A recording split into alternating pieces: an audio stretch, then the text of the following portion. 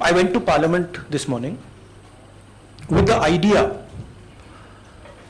of putting what I have said or what I feel on the floor of the House. 4 ministers have raised allegations against me in Parliament House. It is my right to be allowed to speak on the floor of the House. I requested the Speaker today. I went to his chambers and I requested him and I said, look, I would very much like to speak. I told him that people from the BJP have made allegations against me, and as a member of Parliament, it is my right to speak. He was non-committal.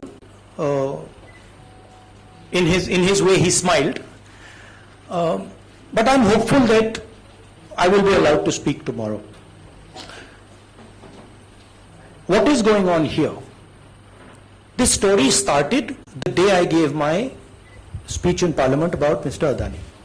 And I asked some fundamental questions to the Prime Minister about his relationship with the businessman,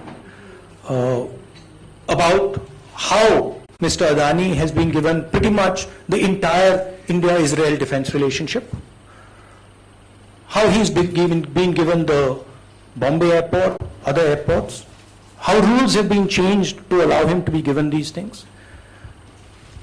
What happened in Australia between the Prime Minister, Mr. Adani, and the Chairman of the State Bank, and one of the Chief Ministers of one of the states in Australia. That's a picture that is visible to everybody. Why is the Prime Minister of India sitting with the State Bank Chairman and Mr. Adani and an Australian leader? What is he discussing, and why after that discussion is almost $1 billion pledged by the State Bank to Mr. Adani?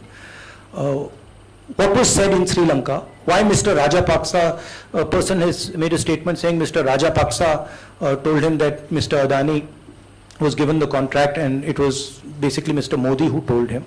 The same in Bangladesh. So these are relevant questions. And the whole idea is that these questions must not be on the table.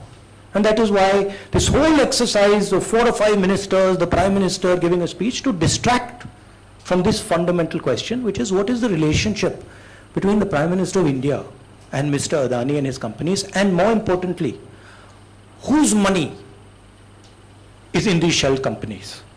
Who is this unknown person whose money is in these shell companies? What is his relationship with Mr. Adani? These are the questions.